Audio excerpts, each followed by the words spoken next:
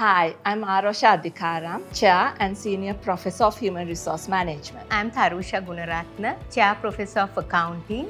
We both are from the University of Colombo.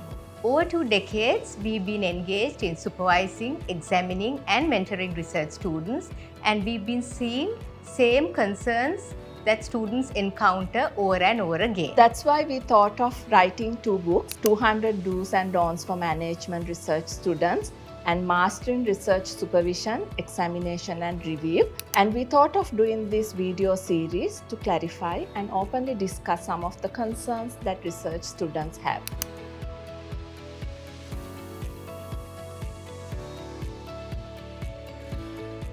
Based on our experience supervising and mentoring research students and also coordinating master's and doctoral programs over the years, we have now seen an increasing interest in students to register or join doctoral programs. But at the same time, we have seen a high dropout rate in these doctoral programs. So it's very important that you very carefully make the decision as to whether you should register for a doctoral program. Doing a doctoral research should be a well thought out decision, not a haphazard one. It can bring in far reaching consequences personally and professionally.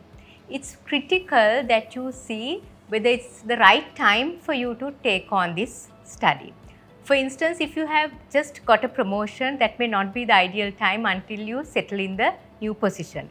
Also, if you have recently changed jobs, that may also not be the ideal time until you settle in the new organization. We've seen instances where sometimes students start off very enthusiastically, but over time, due to certain work commitments, travel requirements, job conditions, they have to later give up, or the study takes a longer time. So this is a commitment for a long time, minimum 3 years, but of course it can take longer. So the prolonged interest is something you need to really think about. The another thing is about self-discipline. While there will be many others who will be supporting, from supervisors to program coordinators, lecturers, etc., it's your research, it's your journey.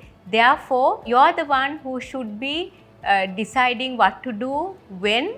Therefore, you should have the discipline and work to a plan and see through completion. There is also an emotional and financial cost involved.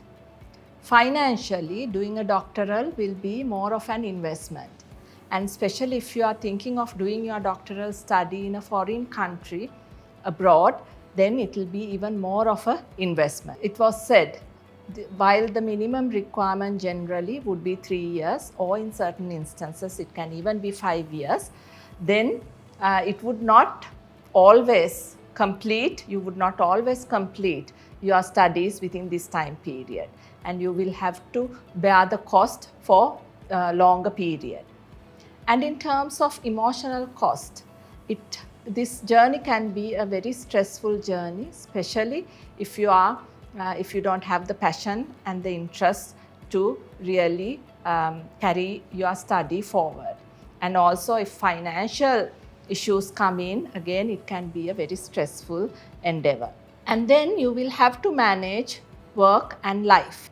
For practitioners, it can be work, life and education.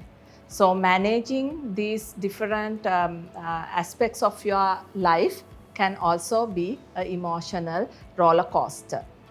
And also, this is a journey where you will have a lot of comments, mostly can be negative. You'll have a lot of feedback, criticisms, and also rejections. We have seen in certain instances students give up their doctoral degrees or programs because they have gotten negative feedback. So you have to be persistent in your endeavor to do your doctoral studies. We hope that now you've got some insights on embarking on a doctoral research. Now you will have to decide what you are going to research on.